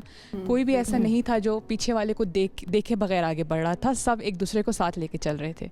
So this is truly commendable और मेरे ख्याल से यही इस एक्सपीडिशन की खास बात थी। हौसले की बात किया ना, कहा जाता है कि जब आप पहाड़ सर कर रहे हैं तो आप पहाड़ को सर नहीं कर रहे, एक्चुअली आप अपने डर को, अपने खौफ को सर कर रहे होते हैं। अच्छा, आप में से कोई भी प्रोफेशनली तो माउंटेनियर नहीं है, राइट? अच्छा, आपके अलावा रॉक क्लाइंबिंग करती है, ठीक है। मतलब कहीं ना कहीं आपका थोड़ा बहुत हल्का फुल्का ताल्लुक है, लेकिन बहुत ज़्यादा आप उस तरह से नहीं कर रहे होते। कितना ज़रूरी है ज़िंदगी में, क्या हर किसी को करना चाहिए माउंटेन क्लाइंबिंग या हर कोई कर सकता है? ये डिपेंड करता है शौक पे। अगर किसी को शौक नहीं है ना तो वो उसको ये पहाड़ एक बहुत बड़ी चीज़ लगेगी कि यार वो पहाड़ जैसा लगेगा, कौन चढ़े इसके ऊपर। लेकिन अगर आपको शौक है फिजिकल एक्टिविटीज़ का, अब जैसे रनिंग भी एक हॉबी है, इसी तरह माउंटेनिंग भी एक हॉबी है, तो अगर किसी को शौक है तो डेफिनेटली। मैं माइंड सेट चेंज करने की बात करी कि वहाँ पर जाकर जो आपको एक्सपोजर होता है या नेचर में जाके एग्जैक्टली हीलिंग है, मुश्किल बंद होते हैं, नेटवर्क नहीं आ रहा होगा यकीनन। डिटॉक्स है और हीलिंग है। देखिए, डिजिटल डिटॉक्स है कि आपके सिग्नल नहीं आ रहे, you are away from the signals, you are away from all the messages.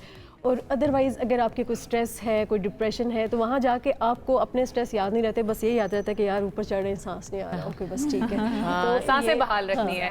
Mic में बात। यहाँ पे मैं एक चीज़ ऐड करना चाहूँगी।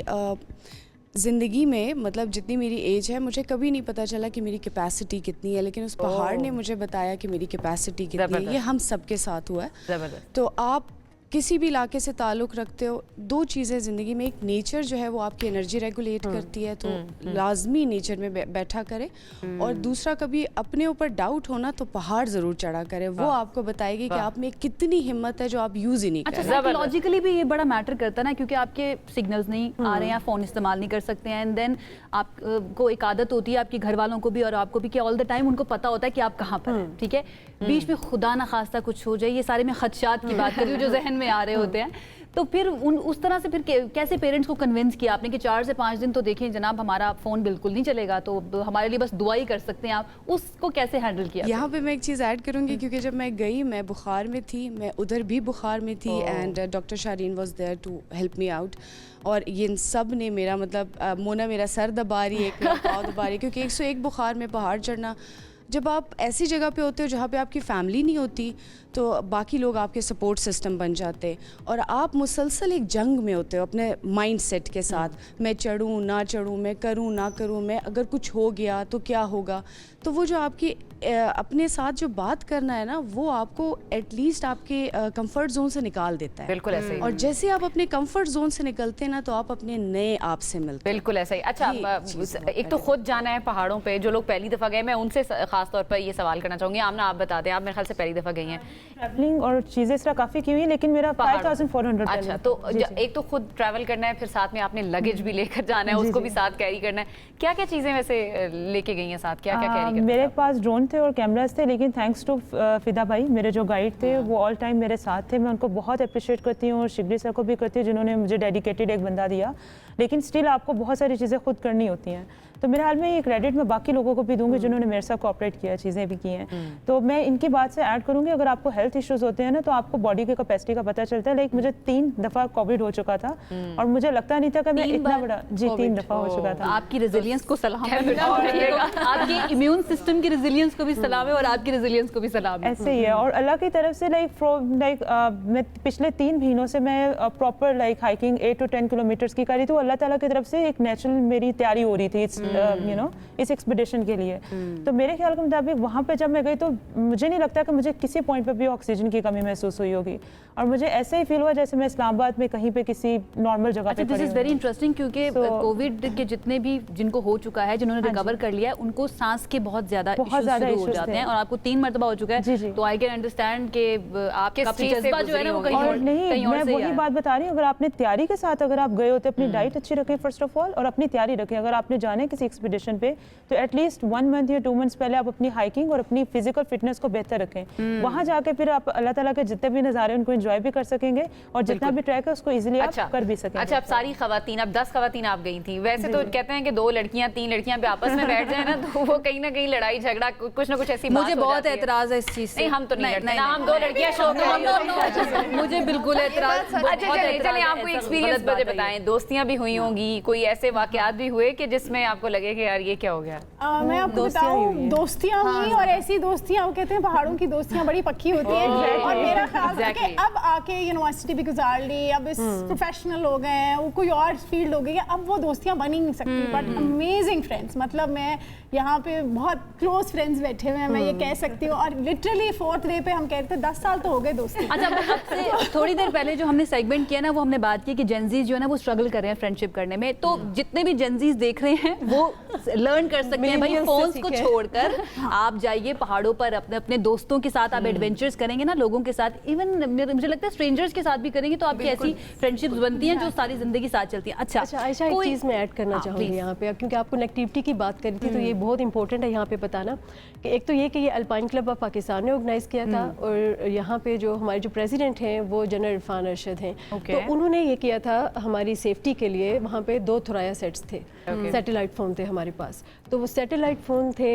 जो सेक्रेटरी अल्पाइन क्लब हैं अयाज शिगरी, मैं पता यही आपसे पूछने लगी थी कि खुदा ना खासा इमरजेंसीज के लिए क्या इंतजाम किया हुआ था। तो ही वाज कैरिंग द थोराया सेट, और वो उसके फ़ोन नंबर भी उन्होंने दे दिए थे कि आप अपनी फैमिली को दे दें। तो उसका ये था कि अगर कोई इन केस कोई इमरजेंसी होती तो वो सैटेलाइट फ़ोन से हम अप्रोचेबल थे कहीं पे भी। And they were on alert कि खुदा ना खासा कुछ आता है, पीछे जो प्रेसिडेंट थे, करने के लिए president he was watching all the moves के कहां पे क्या समथिंग डॉक्टर साहिबा। हाँ, इसमें मैं एक और, इसकी सेफ्टी भी, फिर एक्लिमेटाइजेशन से रिलेटेड, आपकी हाइट की जो सिकनेस से रिलेटेड है उसमें अब नॉलेज था। एक दिन पहले सारों की ब्रीफिंग हुई जो कि मैंने किया, एक्सप्लेन किया कि अगर ये सिम्टम आ गए तो this is the point of return. And lastly they told us that 1 o'clock आपने पीक पे अगर सबमिट नहीं करते यू हैव टू रिटर्न, क्योंकि सेफ्टी फर्स्ट। अच्छा, वहाँ पे अभी जो रीच की वजह से वहाँ पे काफ़ी पाबंदियाँ भी लगी। हम कैंपिंग इतनी दूर 4000 पे हमने कैंपिंग की और फिर हम डायरेक्ट 5400 पे चढ़े। एक्लिमेटाइजेशन का हमारे लिए चैलेंज था, रीच ने हमला किया उसकी वजह से। अच्छा, उस इंसिडेंट की वजह से तो वो हमारे लिए बहुत बड़ा चैलेंज था। तो आपकी सिलेक्शन भी डॉक्टर साहब फिर इसी वजह से हुई कि आपके पास वो मेडिकल एक्सपर्टीज भी हैं, एंड देन आप साथ जाएंगी तो फिर हेल्प आउट भी हो जाएगा। सही समझ रही हूँ मैं? पॉसिबल हो सकता है, बाकी चीज़ें भी थी रिकॉर्ड में तो वो भी हुआ। तो मैं ये कहूँगी कि ये जो सेफ्टी प्रोटोकॉल्स हैं, एक ही है कि 1 o'clock आपने नीचे डिसेंड करना है, क्योंकि नीचे हमारे साथ गनमैन भी थे, मतलब वहाँ पे उनके पास गन भी थी to protect us, although they were planning कि हमें रोशनी में ही वो वापस। असल चीज़ ये है ना कि प्रोटेक्शन जो है वो खवातीन 10 खवातीन जा रही हैं तो उनको प्रोटेक्ट किस तरह से करना है। अच्छा ज़ेबा, आप तो प्रोफेशनली करती रही हैं पहले भी, सबसे चैलेंजिंग आपका एडवेंचर कौन सा रहा है अभी तक? मुझसे ये सवाल अक्सर किया जाता है और जब भी ये बात होती है, क्योंकि मैं हमेशा अपनी ट्रेनिंग के शुरू के दिन के बताती हूँ। तो एक दफ़ा हम लोग पसू ग्लेशियर में विंटर सीजन में आइस क्लाइंबिंग के लिए गए थे और हमारा टारगेट था कि हमने 40 मीटर्स जो कर्वेस है उसमें उतरना था, उसके बाद हमने उसको क्लाइंब करना था। और उस वक्त क्योंकि मैं एज ए इंस्ट्रक्टर जो है वो ट्रेनिंग ले रही थी, तो उस दौरान मुझे मेरी जो बडी है यानी मेरी जो पार्टनर है उसको ब्ले देना था ऊपर से, और उसको पहले कर्वेस में उतारना था और उसके बाद उसको क्लाइंब करवाना था। तो फ्रीजिंग इतना ज़्यादा था कि हमारी जो रोप है वो बहुत ज़्यादा फ्रीज़ होने लगी, फिर हाथ पाँव भी इतने सुन पड़ने लग गए कि एक्टिविटीज़ करना हमारे लिए थोड़ा मुश्किल हो रहा था।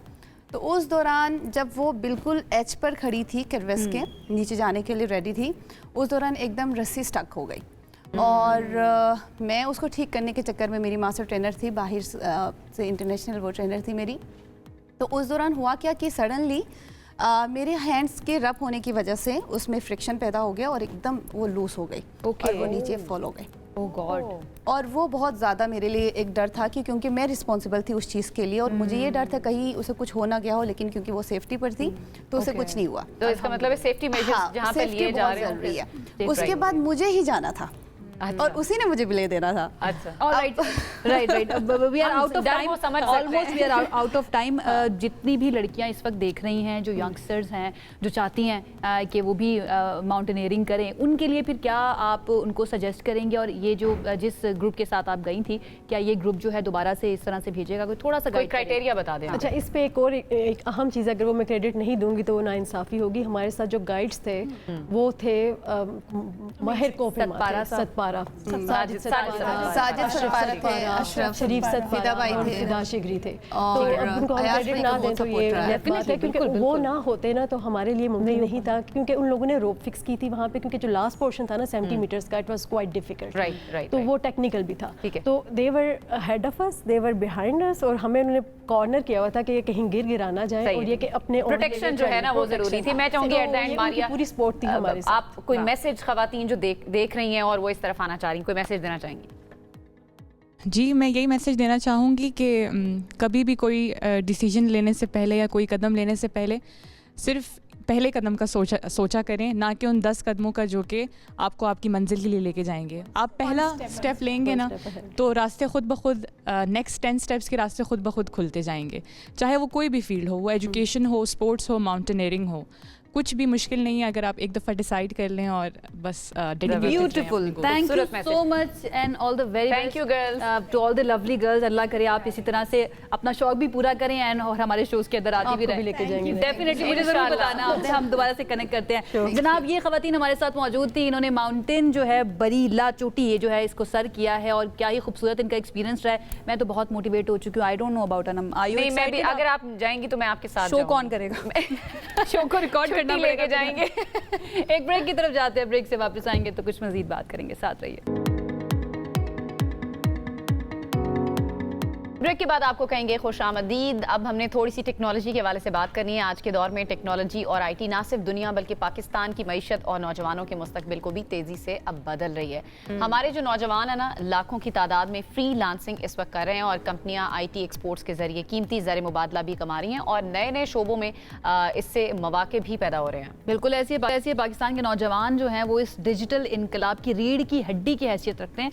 लेकिन अब सवाल ये है कि आइंदा बरसों में हमारे पास किस तरह से ऐसे नए मौके आएंगे जिससे हम अपनी आईटी एक्सपोर्ट्स जो हैं, जो कि सर्विसेज की बेस के ऊपर है, उनको ज़्यादा बढ़ा सकें, ज़्यादा बेटर कर सकें, एंड देन इससे ज़र मुबादला भी कमा सकें। तो इस इशू को डिस्कस करने के लिए आज हमारे साथ बड़े ही पर्टिनेंट गेस्ट मौजूद हैं। पाकिस्तान सॉफ्टवेयर एक्सपोर्ट बोर्ड के CEO हैं अबू बकर साहब, हमारे साथ स्टूडियोज़ में वेलकम करेंगे और उनसे बात करते हैं। अस्सलाम वालेकुम अबू बकर साहब।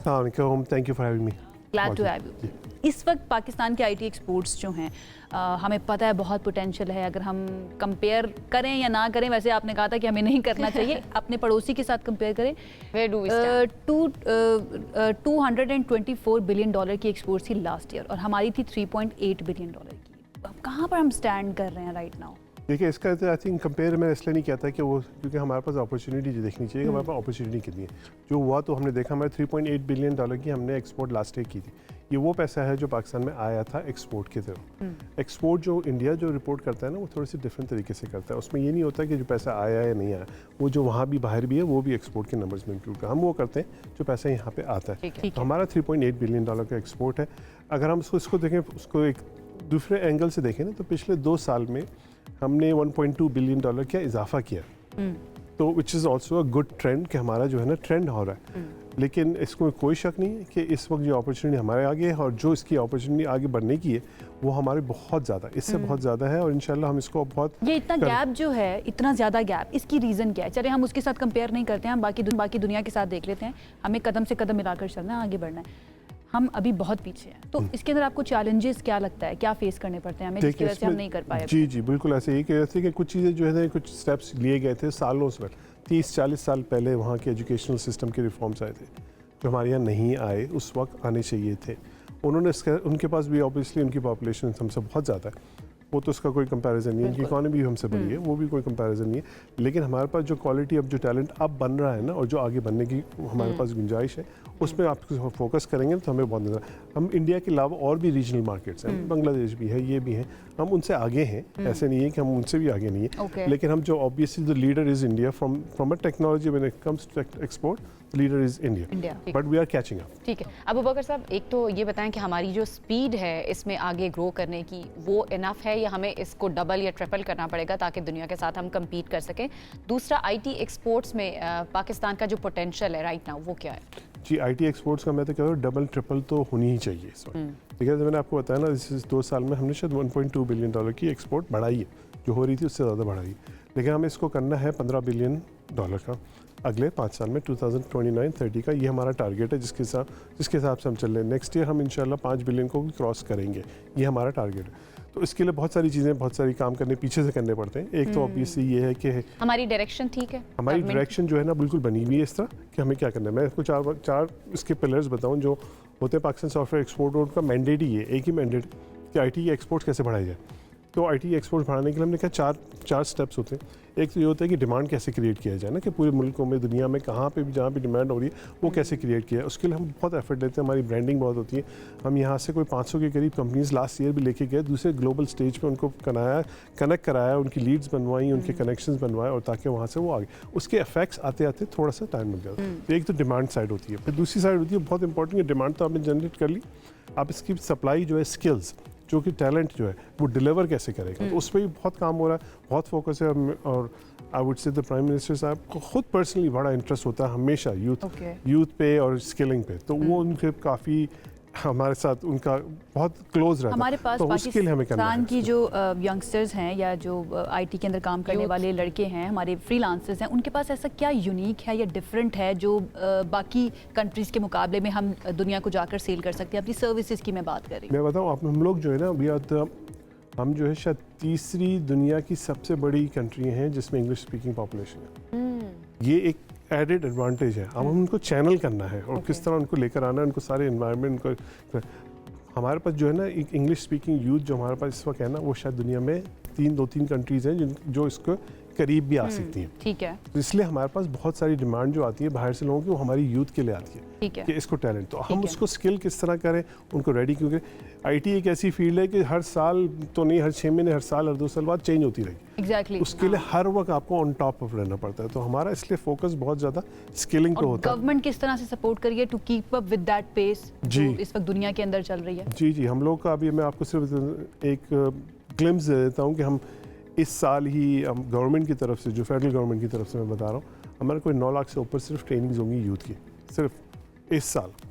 अगले 3 साल का हमारा जो टारगेट हमें दिया गया है, जो हमने प्राइम मिनिस्टर को कमिट भी किया हुआ है, वो 2.1 मिलियन को हम ट्रेन करेंगे स्किल्स में। ठीक है, over 3 years, which will generate, जो एम्प्लॉयमेंट यहाँ से जनरेट होगी ना, और वो जो आएगा या तो वो लोकल इंडस्ट्री में काम करेगा या वो कोई कंपनी में काम करेगा जो एक्सपोर्ट कर रहा है। और ज़्यादातर जो होता है हमारा काम जो है ना, लोकल इंडस्ट्री ज़्यादा एक्सपोर्ट इंडस्ट्री में होता है। तो वहाँ से एम्प्लॉयमेंट जो जनरेट होगी उससे एक्सपोर्ट बढ़ेगी। तो हमारे पास इस वक्त हमने कमिट किया हुआ है 2 मिलियन यूथ को, टैलेंट को स्किल करना नेक्स्ट 3 इयर्स। पेमेंट मिलेगी जो कमाते हैं, ये भी हमने देखा है, क्योंकि हम अक्सर इसके ऊपर टॉपिक रखते हैं और डिस्कशन भी कर रहे होते हैं कि बाकी मुल्कों के मुकाबले में हमारी जो पैसे हमें मिलते हैं वो बहुत कम है। उसके लिए जो एक्सपोर्ट बोर्ड है वो क्या कर रहा है? जी, तो बहुत अच्छा सवाल किया आपने, क्योंकि हमारा शायद होता है जो एक चीज़ की ना, हर एक प्रोग्रेशन होती है। हम लोग ने बड़ा थोड़ा सा इस वक्त लो वैल्यू पे काम कर रहे हैं। Exactly. तो हमने कहा कि यार इसको, ये काम भी जरूरी है, काम तो बहुत अच्छा है, काम तो बहुत अच्छा है, हाँ, लेकिन हमारा प्रॉब्लम जो है ना, एक कहते हैं, मैं कहता हूँ 2 डिमेंशनल प्रॉब्लम होता है। तो हमें ये है कि लोगों को ये एक्सपोर्ट बढ़ानी है और हाई वैल्यू काम में जाना। दूसरा हमारा एक और जो मुल्क का चैलेंज जो है ना, वो अनएम्प्लॉयमेंट का भी, हमारे पास यूथ बहुत है। तो हमें दोनों को साथ लेके चलना है। लो वैल्यू काम भी चाहते हैं, क्योंकि जो भी बच्चा बच्ची जो भी काम करना चाह रहा है, वो हफ्ते में या दिन में 3 घंटे भी लगाते हैं रात में, तो उसको कहीं ना कहीं से पैसे आना शुरू हो जाए, क्योंकि यही तो एक इसका एडवांटेज है। अब हमने उसमें जो है ना हाई एंड जो मोर स्पेशलाइज ट्रेनिंग है वो भी स्टार्ट की हुई है, ताकि इससे थोड़ा सा हमारा ऐसा ऐसा जो लो वैल्यू से हाई वैल्यू पे, जैसे मैं आपको एग्जांपल देता हूँ, हमने दुनिया में इस वक्त सबसे बड़ी जो कहते हैं ना डिमांड है जो सब चीज़ की, वो चिप्स की होती है। जो हर चीज़ में चिप्स लगते हैं, इसके छोटी बाद सी चिप जो होते हैं वो आप कोई भी चीज़ आपके शायद हाँ। इस स्टूडियो में कोई हज़ारों के हिसाब से होंगे, कैमरा हो गया, फ़ोन हो गया, ऐसी चीज़ में उसकी जो जंग जो आजकल पूरी यूएस और चाइना की वो चिप्स के ऊपर है।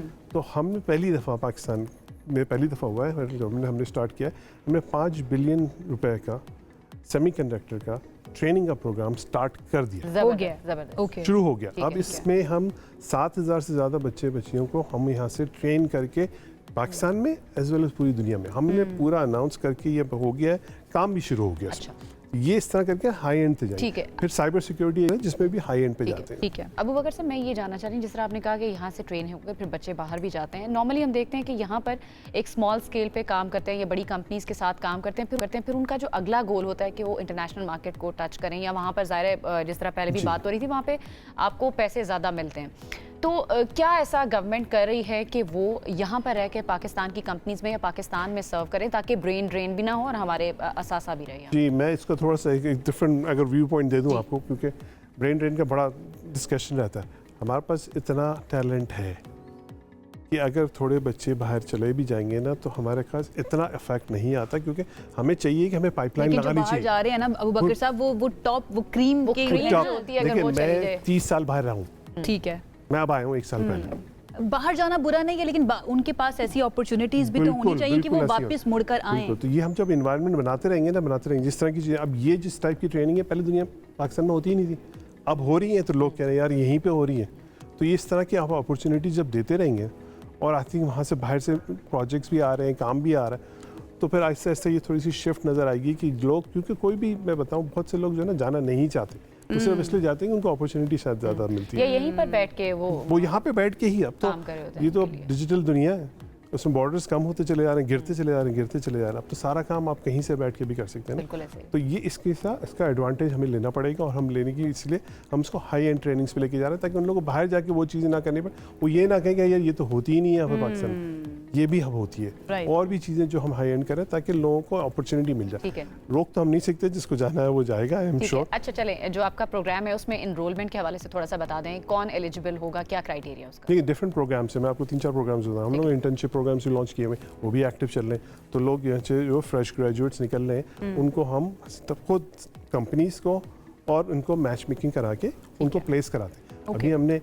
2700 इंटर्न्स अभी कंपनियों में लगाए, तो गवर्नमेंट जो है उनको स्टाइपेंड देती है 30,000 रुपये महीने के, ताकि कंपनियों के लिए भी आसान हो जाए, उनको ले आए। और आइडिया ये है कि जो भी ग्रेजुएट निकले ना उसको बस एम्प्लॉयमेंट करा दो, फॉरन एम्प्लॉयमेंट के अंदर ले आए जितनी जल्दी, और 6 महीने में उसके बाद इतना एक्सपीरियंस हो जाता है कि उसकी डिमांड खुद ही बन जाती है। तो ये इंटर्नशिप प्रोग्राम हमने लॉन्च किया हुआ है। फिर हमने सेमीकंडक्टर, एज मैंने बताया कि ये हाई एंड का हमने प्रोग्राम लॉन्च किया हुआ है। फिर हमने ये साइबर सिक्योरिटी AI के प्रोग्राम्स लॉन्च किए हुए हैं, तो वो भी बहुत ज़रूरी हैं क्योंकि वो नई चीज़ें आ रही हैं।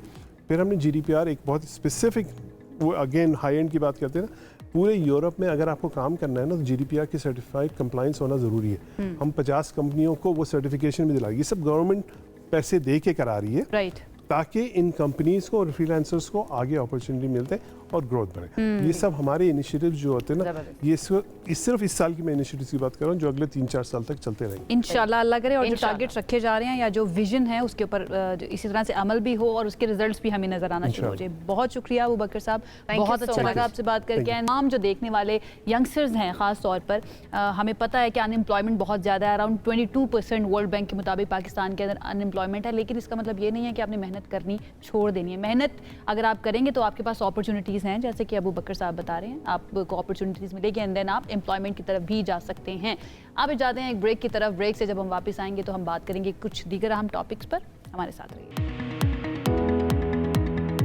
This segment is brought to you by Allied Bank Limited. Welcome back. Segment है हमारा मनी मैटर्स। पाकिस्तान इस वक्त सैलाब जैसी कुदरती आफत के बाद बड़े मौशी चैलेंजेस का सामना कर रहा है, बड़े दबाव का सामना कर रहा है। सैलाब ने जहां लाखों अफराद को मुतासिर किया है, वहीं पर अरबों रुपए के नुकसान भी सामने आए हैं। अभी तक जो एस्टिमेट लगाया गया है, खेत, घर, सड़कें, इंफ्रास्ट्रक्चर सबका सब जो है वो बर्बाद हो गया। तबाही की दास्तानें हमें वो दिखा रहा है। ऐसे में वफाकी हुकूमत को फौरी फंड्स इकट्ठे करने के लिए एक बार फिर मिनी बजट लाने का जो है वो इम्कान जाहिर किया जा रहा है। जिस वक्त ये बजट आया था 2025-2026 के लिए, इस माली साल के लिए, तो ये खास तौर पर कहा गया था कि इस मरतबा कोई मिनी बजट नहीं आएगा, लेकिन अब क्योंकि फ्लड्स आ चुके हैं तो ऐसे में मिनी बजट लाने की बात की जा रही है। मजीद जान लेते हैं, हमारे साथ फरहान बुखारी साहब मौजूद हैं। फरहान साहब, thank you so much join करने के लिए। वज़ीरना सरकारी अहदेदार कई मरतबा कह चुके थे कि कोई मिनी बजट इस मरतबा तो नहीं आएगा, लेकिन लग रहा है कि अब एक रिवायत बनता जा रहा है कि एक तो बजट आएगा जो हर साल आता है, उसके बाद एक मिनी बजट भी आएगा चीज़ों को बैलेंस करने के लिए। जी, उसको नाम आप कुछ भी दे दें और हो सकता है कि वज़ीर ख़जाना ख़ुद तकरीर ना करें, बस वो एक ऐलान कर दें कि जी ड्यूटी स्ट्रक्चर बदल गया और इस पे ये हो गया और उस पे वो हो गया, तो ये सब कुछ हो सकता है, आप उसका कोई भी नाम दे दें, लेकिन असल हकीकत ये है कि वो मिनी बजट ही होगा, उसका नाम कुछ भी हो सकता है। क्या नाम दे रहे हैं? तो कुछ भी दे दें, कुछ भी दे दें, अपनी बात पे कायम रहने के लिए कहें कि जी वो मिनी बजट नहीं है, तो आप उसे कुछ और कह दें, आप कह दें कि जी ये ड्यूटीज़ के स्ट्रक्चर में तब्दीली है या कुछ और कर दें। लेकिन इस वक्त सूरत हाल ये हुई भी है कि जो बहुत बड़े पैमाने पे तबाहकारी सैलाब से हुई है, उसके नतीजे में पाकिस्तान को कुछ मुश्किल फ़ैसलों की ज़रूरत है। उसमें एक तरफ आपको लोगों से पैसा ज़्यादा लेना है, आपका टैक्स का सिस्टम जो है अभी तक उस पर लगता ये है कि जिस किस्म की नीयतें होनी चाहिए वैसी नहीं हैं, उसके बारे में हम तफसीलन बात कर सकते हैं। लेकिन बदकिस्मती ये है कि वो फिर बात आखिर में इनडायरेक्ट टैक्सेशन पे आती है कि जी वो आपने बिल्स पे ज़्यादा लगा लिया और आपने टैक्सेस बढ़ा लिए, सिगरेट्स पे भी है। अच्छा, इस किस्म के टैक्सेस का नुकसान बिल आखिर सबको बराबर का होता है। जो नहीं बर्दाश्त कर सकता, जो गरीब आदमी है, उस पर भी वही हिट होती है, जो जिसके लिए कोई फ़र्क ही नहीं पड़ता। क्या मिनी बजट इस वक्त नागुज़ीर हो चुका है मुल्क के लिए? आपकी बिल्कुल बिल्कुल नागुज़ीर हो चुका है, और इसके अलावा हुकूमत को बड़े पैमाने पर अपने अखराजात में भी कटौती करनी पड़ेगी। गो कि उसका हमारे पार्लियामेंटेरियंस पे मेरे ख्याल में कोई असर नहीं पड़ेगा, उन्होंने तो अपनी बेतहाशा तनख्वाहें बढ़ा ली, मराद बढ़ा ली, लेकिन और मामलों में कटौतियाँ भी करनी पड़ेंगी। और ये जो डेवलपमेंट का बजट है जो कि बजट में अनाउंस हुआ था, उसको भी रीओरिएंट करना पड़ेगा, क्योंकि तबाही बहुत सारी हुई है। अब आज के दिन आपने देखा होगा सुबह सुबह स्टॉक मार्केट बहुत चली, क्योंकि सऊदी अरब के साथ जो दिफाई माहिदा हुआ है उसके नतीजे में एक बहरहाल एक मुस्बत एक पॉजिटिव ख़बर है पाकिस्तान के लिए। लेकिन अब बहुत दिलचस्प बात यह है कि उसका मईशत के लिए क्या यानी क्या असरात होंगे, क्या फ़ायदा होगा।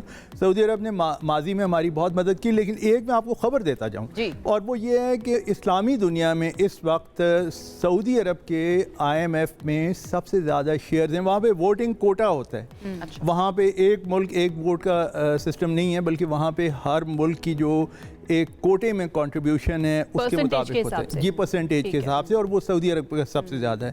और ये इम्कान अब है कि सऊदी अरब भी पाकिस्तान को IMF के हवाले से, अगर पाकिस्तान उनसे बातचीत करे तो बेहतर कंडीशंस पाकिस्तान के लिए वो वहाँ से मनवा सकता है। नरमी हो सकती है जी, नरमी हो सकती है, उनका इतना इन्फ्लुएंस है, और इस मामले की बात माजी में भी हुई है, तो ये भी एक मस्बत पहलू है। मस्बत पहलू है। बहुत शुक्रिया आपका फरहान बुखारी साहब, हमारे पास हो चुका है ख़त्म। हमेशा की तरह बड़े अच्छे पॉइंट्स जो हैं वो रेज़ किए फरहान बुखारी साहब ने, और इसके साथ ही हमें आपसे इजाज़त भी चाहिए क्योंकि वक्त हो चुका है ख़त्म प्रोग्राम का। इंशाल्लाह आपसे करेंगे दोबारा मुलाकात। ख्याल रखिए, अल्लाह हाफ़िज़।